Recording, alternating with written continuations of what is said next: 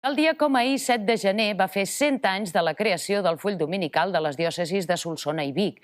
El full, considerat com el mitjà de relació i comunicació entre els fidels catòlics i l'Església, no sempre ha passat per bons moments com ara. Ha tingut èpoques d'alts i baixos i fins i tot ha deixat de publicar-se en diverses etapes de la història. Actualment és un mitjà consolidat. El full diocesà acaba de fer 100 anys com a mitjà de comunicació entre els bisbats de Vic i Solsona i els seus feligresos. El full es reparteix cada diumenge a totes les esglésies. Actualment és un mitjà consolidat amb una tirada de vora 23.000 exemplars. Des de fa més de 40 anys, el full surt de la impremta del bisbat de Vic, on ha viscut la revolució de les arts gràfiques.